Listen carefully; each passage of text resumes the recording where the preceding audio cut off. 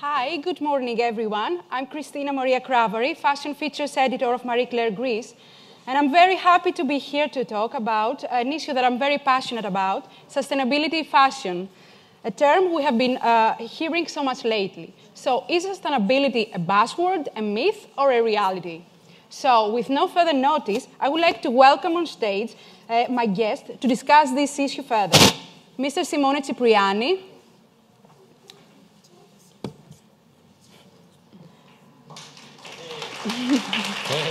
You can sit here. Ronald van der Kemp. For Ronald, yes. Welcome. Mrs. Orsalia Partheni.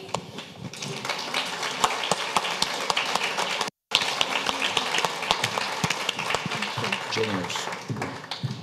And Doina Tiobanu.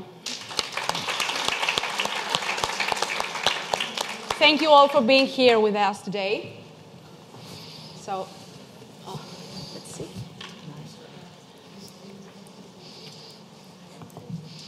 Mrs. Cipriani, we mostly connect sustainability with environmental cost on the planet, but fewer people know how it connected with social welfare and women's empowerment.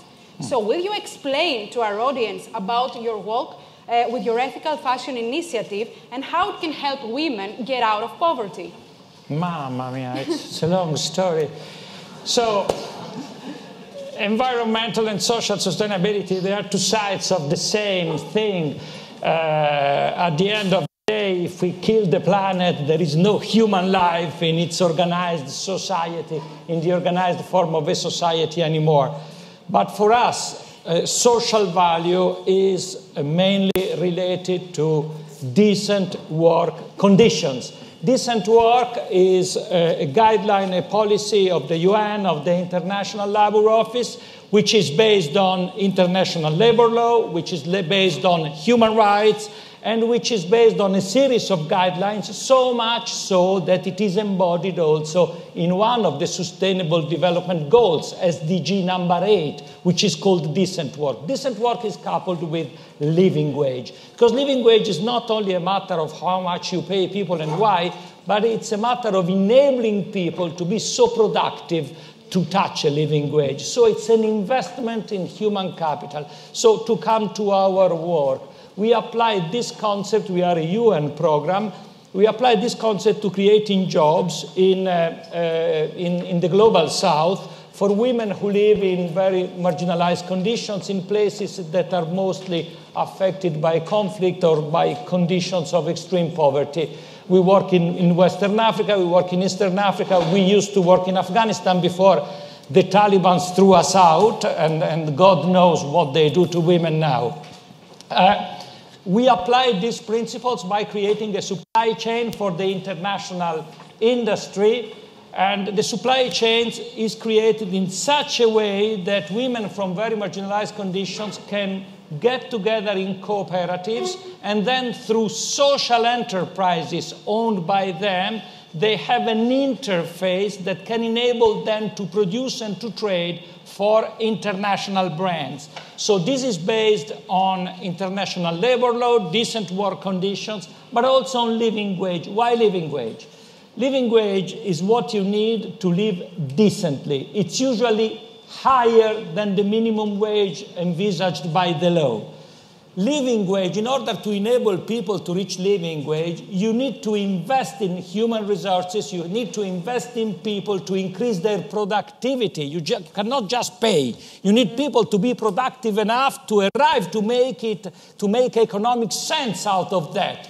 So investing in people is something that changes human capital and the social capital of a society. Because investing in people is investing in training, in capacity building, in healthcare, in education, in retirement, in social provisions, in everything. If you are able to mobilize this through a supply chain, you are able to change society from within. This is the reason why, if you pay living wage, you have such an investment in human capital that your profit and loss account becomes something through which you can measure also your social engagement. You have environmental profit and loss account, the Caring Group, my friend Marie-Claire Davet, they are very good at that, but you don't have many social profit and loss account. It's exactly because of that.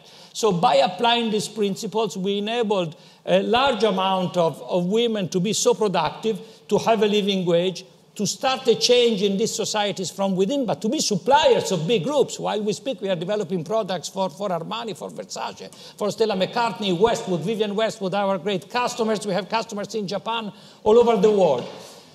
It's a business model that also connects these producers to local designers, because we also run an accelerator for African designers, so that at the top of the value chain there are international brands, but also African designers that thus have their own supply chain in the countries. And we're fully applying our system of ESG due diligence that we have created with Camera della Moda, the Italian Association of Fashion Brands, and which we are applying and testing with many Italian fashion brands. Last but not least, whenever you do this, you need to check that what you do is right. And the way to do it is to carry out regular impact assessment, social and environmental impact assessment. If the impact assessment you register is positive, what you are doing is right. If the impact assessment is negative, whatever you do up there, even if you apply all the standards of the world, it's a piece of bullshit. So impact assessment is the way to test the good or bad of your work. So this is what we do, but then you can check it on our website, on the social media, and so on. It's much better than me. Yeah, it's a matter of fact. Yeah. So, as far as we know, the fashion industry runs on systemic inequality that prioritizes low-cost and high-speed productions above worker welfare. How can alternative business models, sourcing practices, can establish a more stable and resilient supply chains? As an officer of the United Nations, could you please share a few latest data with us? It's $1 million question, and then Simone answered it in 2 minutes. But it's a good question. It's the debate in between shareholder capitalism and stakeholder capitalism. What kind of value do we create? In the supply chain of this industry, we create also a lot of stakeholder value. The problem is that this value is often negative. It's value for the external, for society as a whole, for the external stakeholders, also for consumers and for investors who are stakeholders. So sooner or later, this negative value will also come back inside the industry to the companies, through the stakeholders, through consumers, through investors, in terms of market cap, in terms of revenue, and so on. So the issue is, the real debate is, are we able to quantify this negative value and the risks associated to this negative value? For a new business model, there's a practice which is necessary, which is due diligence. Continue and regular due diligence on sustainability to check the risk factors that then create this kind of negative value and to eliminate them. But eliminating them requires investment. This investment is often seen by companies as a cost. It's the cost of sustainability. It's an investment because, as we said before, it creates positive stakeholder sentiment, which sooner or later in the long term may also translate into revenue, market cap, and all the metrics that we usually use to define success for a company. Due diligence is a matter then of bringing together, when you do due diligence, it's a matter of organizing action around this, which means melding together 3 pieces of knowledge. Sustainability, knowledge about sustainability, knowledge about business and operations, and knowledge about finance. Usually these things are separated, or the last 2 are together, but the first one is separated. They have to get together. So it's a matter of governance, a new business model. Is how many people do we have in the boards of the big players today that are competent on sustainability? Do we feed these people with good information about the sustainability risks in the company? Do they have regular reports? Do they have dashboards in front of them that bring together all these risks and allow them to put these risks together with financial data? This is the real challenge. It's a challenge of governance, and it's a challenge of reporting. A final point on reporting. Corporate sustainability reporting is becoming as important as financial reporting. But financial reporting is based on international accounting standards, so it's a clear thing. And if you compare financial reports, the comparisons are possible. The correlation in between credit ratings of Standard & Poor's and Moody's is 0.9. You wanted data. 0.9. You can correlation very high. The correlation in between different ESG reports across the whole spectrum of providers of ESG reporting solutions can be 0.6 to 0.05. There is such a variety that you don't understand what you are reading about. Too often, sustainability reports are pieces of creative writing. I know that we are in the creative industry, but santo cielo, creative writing. So this is the point. This is also the point, having common metrics for sustainability. I shut up. Oh, that's for sure a lot of information to digest in a 25-minute panel, but we'll have a closer look later with a deeper conversation with you. So, Mr. Van der Kemp, you're a pioneer in ethical haute couture. You're upcycling since 2014, but yet it's a rare new idea not many people are familiar with.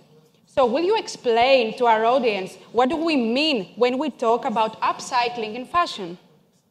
Well, I started my company 8 years ago because I'd worked for 25 years and I saw all the overproduction and everything that was going on. So I thought I wanted to do something with stuff that exists in this world. So the damage is done. Fabrics have already ruined the world, but there's so many fabrics that are left over, so I wanted to work with that. But I wanted to make things that didn't look like they were leftovers. I wanted them to look very attractive. I wanted them to look sexy. So for me, the idea was to do a sustainable couture line, couture being the highest level of fashion, and making it very sexy, attractive, exciting. So I started showing slowly during couture my things. I didn't really tell the story. At first, I wanted people to like it, to see it. And one of my first writers was Kate Moss, and then it started going and going. And in the meantime, we've dressed Michelle Obama, Katy Perry, and I don't know who. And they all become ambassadors for sustainability. Now, upcycling, the word didn't really exist then. Thank God now it's become sort of like a new way of designing. I think the young generation, I see it, I'm from Amsterdam, and I see it around me. A lot of designers are now taking this concept of upcycling as their business model, and it really helps to alleviate all the leftovers that we have in this world and to do good things with things that other people deem unusable. So it's a very important new way of thinking, and I'm glad that we sort of like influence a lot of people to do the same thing. And you also mentioned the term clothes with a soul. Can you please explain further what you mean by that? Well, I sort of had a defining moment one day when I was in New York. I was on a shopping trip for one of my consultancies, looking at all the brands, seeing all the beautifully factory-made, high-profile clothes from all the brands. And then I ended up in this vintage store where they had old couture pieces from this socialite called Nan Kempner. And I saw all these old Valentinos, all these old Saint Laurents, and these clothes spoke to me. And I thought, why is it? Well, they were made by hand. They were made by people that really were working on something, that had the time to develop clothes, that had the time to do something new in the fashion world, to change fashion. And they were worn by this woman who had a really sense of personal style. So for me, they sort of started to speak, and they speak a lot more than all the clothes that I saw in the stores. Because if you see a jacket in one store in Shanghai, you see the same jacket in New York or in Amsterdam or in Brussels or in Athens. So I thought are these really luxury clothes now still? Or isn't that sort of like the new way of luxury, fast fashion? So what I wanted to do is make clothes with a meaning, with a soul, clothes that have a life to them, maybe with a small imperfection. My idea was to do couture, so really do couture for a person. Now, if you make clothes for a person, they attach themselves to the garments. We hand-sign them. They're made for you, and even if you don't wear them every day, they're in your closet, and it gives you sort of like a confidence that you always can go back to these kind of clothes. It's also, our concept was also to start the idea of, instead of doing collections, doing wardrobes, because if you know who you what you stand for, and if you have a personality, if you have style, then you don't need to buy new clothes every day. You buy clothes that fit to your personality. You build up a wardrobe. I think this is my biggest message for everyone today, because if everyone starts collecting clothes that fit to their personality and their lifestyle, then you become a sustainable person in itself, because you start to care for those clothes. You want to cherish them, and they become part of you. So they become clothes with a soul, and I think it's one of the biggest messages for me today. And it's a really important message. Today's sustainability panel. And you know that overconsumption and waste of material, it's a huge problem, a huge issue for the industry. Do you think that the luxury sector and the industry in general can tackle these kind of issues? Well, they're the ones who should tackle those issues. You know, I'm a very small player in the couture world. I mean, you know, I'm up next to all the big brands that have huge budgets. And the thing is, I think there's too much greed and not enough empathy. Because I think if you face reality, if you really see what's going on in this world, you cannot, as a company, produce as much as they do. You cannot do 10 collections a year, or 6 collections a year, or even 4 collections a year. Who needs it? I mean, I think we need to think of different ways to do business in high fashion, but also, you know, in fashion in general. Should it always be about product? Can it be about a service? Or like, can it be an experience? Can it be something else? Aren't there new ways to do perfumes? Or isn't there a new product that we can invent that's not an actual product that you have in hands? You know, like, I think we need to be really creative now. And I think all these companies that have these huge profits by, you know, producing more and more and more, maybe they should use those profits to reinvent the system, because we need to start from scratch again. I mean, I know the consequences are very difficult, because everybody wants to grow their businesses, but let's try and find new ways to do it, because in this way we're never going to survive, and I think it's pretty serious out there. I still want to give a positive message, but I would love for all the big brands to really make a change, and also for influencers, because we have a lot of role models that sort of tell you that you need to change your image all the time, that you need to cover yourself with an Instagram filter, that you have to become, you know, an unreal version of yourself. I think if you become you and you know what you stand for, like I said before in my previous answer, I think you become a real person, and you also have a good influence. You're not trying to influence little girls to change their wardrobes every 2 seconds and to throw away clothes and, you know, buy fast fashion made from oil-based fabrics. You know, there's so much to do in this world. So we keep fighting, and hopefully something's going to change, and that's why we're all here today, I think. And since we're talking about influencing and influencers in general, I think that Doina is the perfect example of a positive change in the industry. She's among the first influencers that used her social media platforms to highlight the positive and sustainable changes which the fashion industry needs to undertake. So Doina, how easy was to engage with your audience? First, I'll comment on the perfect. I don't think any of us are perfect. And I think that's ideal for me. I think that's actually how I sort of succeeded to, let's say, attract a community that was quite positive to me posting about sustainability, because often when you try to engage in sustainability conversations, there is a lot of criticism and fundamentalism, and actually something that Arizona mentioned before, you know, the way I approached it, it really came from a sort of place of outrage and just sadness. And I didn't understand why things were the way they were, and I wanted them to change. So I sort of engaged my community to learn with them, take them on a journey as I'm learning myself. And that is often how I actually advise brands I work with to. I think you have to start from a place where you admit you're not perfect. You admit even the most sustainable brands out there, they're not sustainable because they still produce a new product. Like Ronald was saying, as long as you're producing something, you're not sustainable, you can have better practices. But I think really communicating in a way that's genuine, and it starts from a place of sort of asking for help and admitting you want to do better, that's the way to go. And I think that's how I managed to sort of get into it. Mm-hmm. And you mentioned that you collaborate with other brands, or organizations also like No More Plastic, and you're also working with Woodward as a consultant on their eco-friendly strategic plans. Where is sustainable fashion is headed, and what is happening on the ground in practice on that direction? Not enough time to comment on that. I know we have to keep it short, but also, sustainability is one of these things. If you asked me this 2 years ago, I'd have given you a different answer.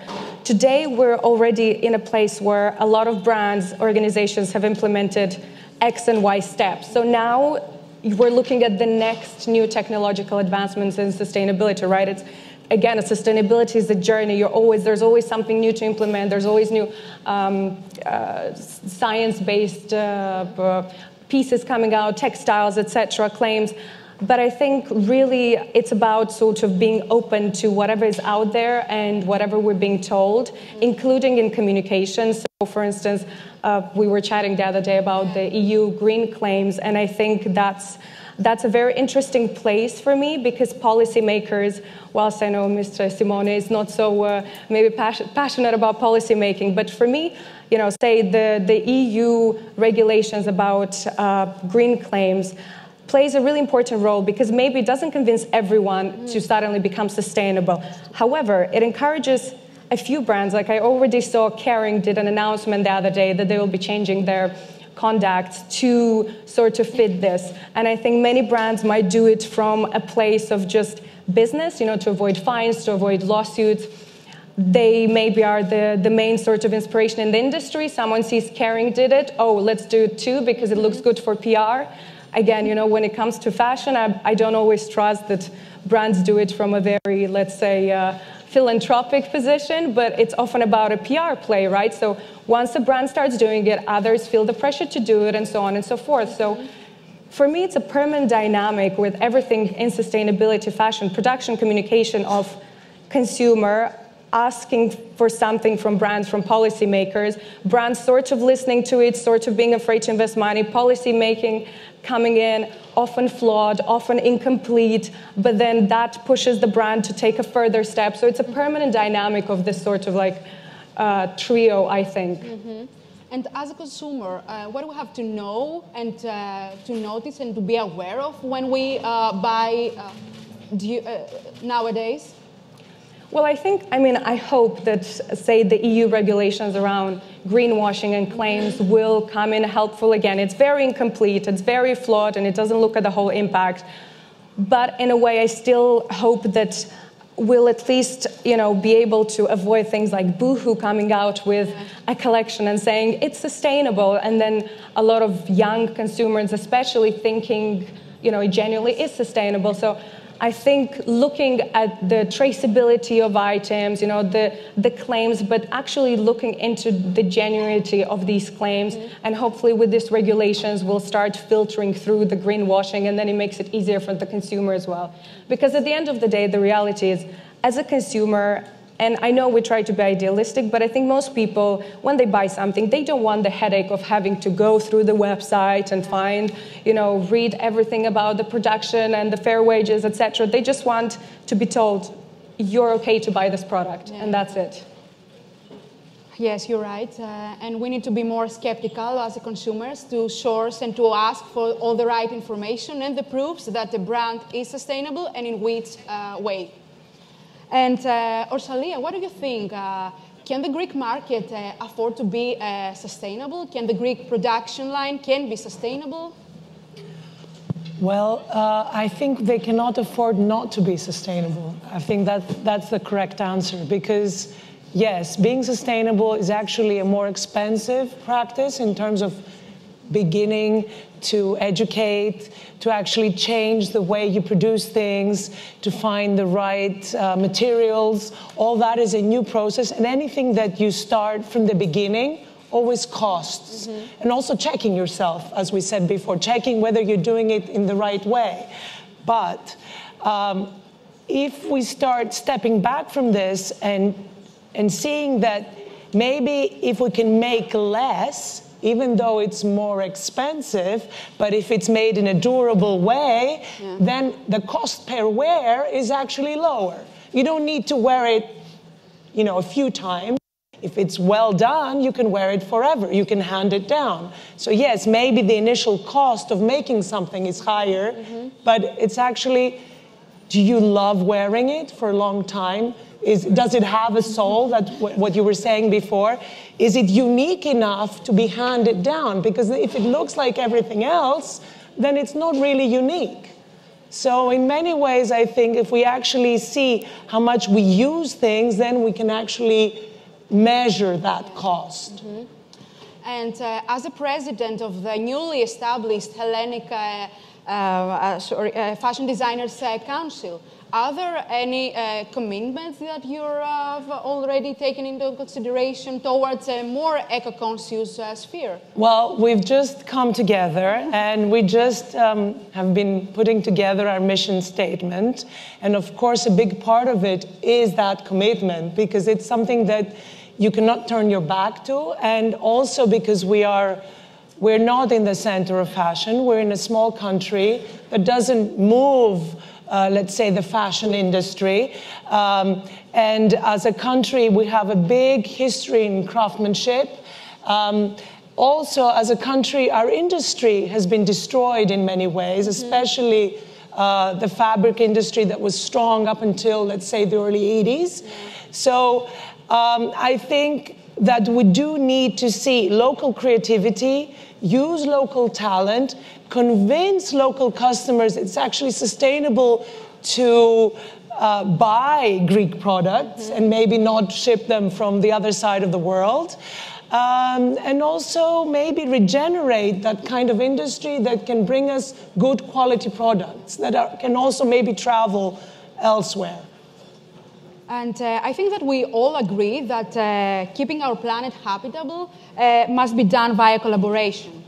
I recently read somewhere that the Fashion Task Force team brings together the likes of Burberry, Chloe and Stella McCartney, among others super brands, with a plan to create a digital ID system assigned to inform consumers of the sustainability credentials of their garments. How do you think that collaboration could help the local fashion? Well, collaborations, I think not on that grand scale. In terms of the use of technology, I think I have a few questions about that whole.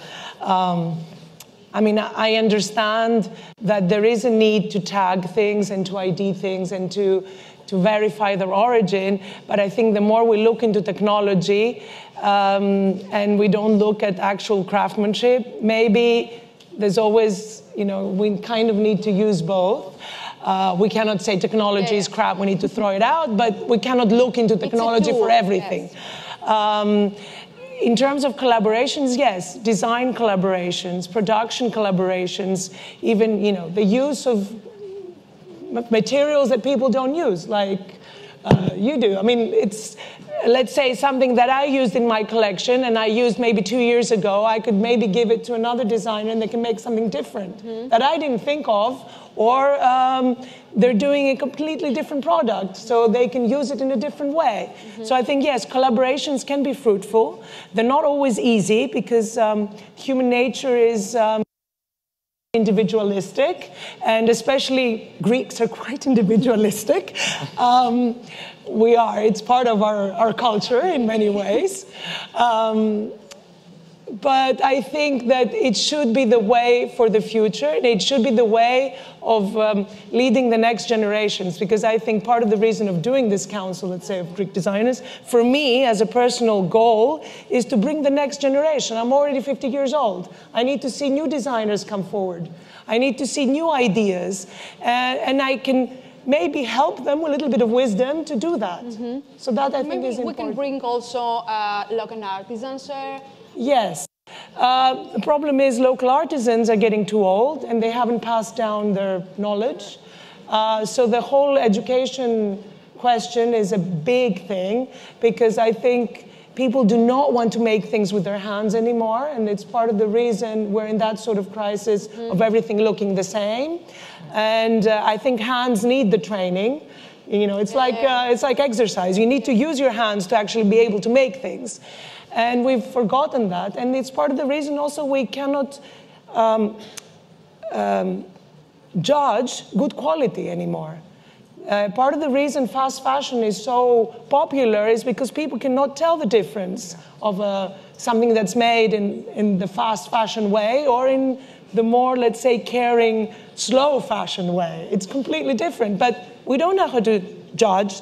In the old times, people used to sew their own clothes, so they knew how to sew, so they could tell the difference. So that, I don't know. You brought into this conversation critical points that we all need to examine and look further. But a final question to all of you. What would you like to see changing within the industry in the near future? Ronald, please. Well, I think I already said it. From greed to empathy, I think we all need to produce less. That's the biggest solution to a more sustainable future. Less and better, and with responsibility to the world around us. Just open your eyes, face reality. Don't hide yourself in the metaverse where you only see things that you want to see. Now open your eyes and see what's happening in the world, and you'll. Thank you. And Mr. Cipriani?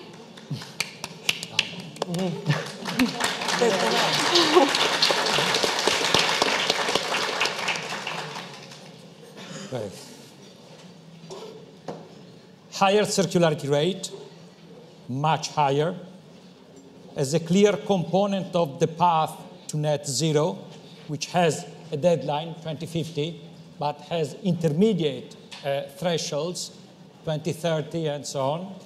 A clear path to that, and a clear investment in living wage and related investment in human capital in the supply chains. This changes the industry like that.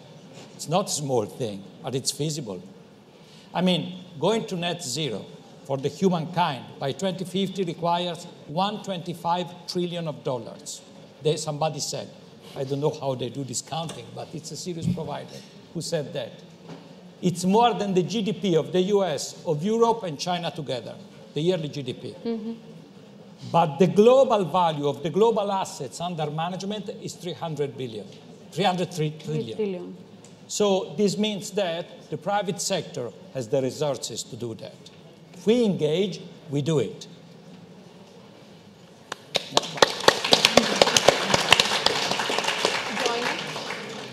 I think the important things have been said. This may be not necessarily what I want, but where I think the industry is going, and in a way, how I think I'm going to approach from now on communicating. You know, actually the word sustainability, and this might be very controversial, I feel like it's become the rotten apple for me. I feel like the concept of sustainability right now, one, has been greenwashed through, you know, the biggest corporations, etc. But it also covers way too much, you know, from fair wages to climate impact to microplastics. It's just, what is sustainability these days? So I feel like fashion needs, not just fashion, any industry needs to really look at practices more as sustainability claims. You know, is it water related? Is it fair wage related? Is it equality? Is it that? Because otherwise I don't think there can be process when we're just generally speaking sustainability. It's way too general. And I think brands from a communication point of view also need to move away from that term, because it's going to start associating with greenwashing and cancel culture. Yeah. Correct.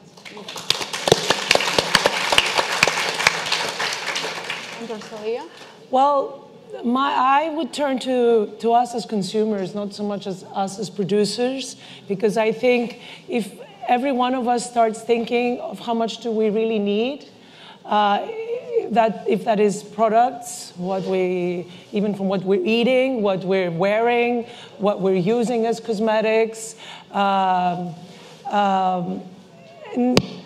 how much money we need, if we start thinking about all these things, I think, and we bring consumption down, I think production inevitably will have to go down. So in a way, I think it comes to each individual and their own responsibility and why they're actually needing all these things, because it all comes down to psychology, obviously. So if we start looking at ourselves and focusing on the things that make us happy, that are beyond material things, maybe we will not need so much. So I think that's an important point.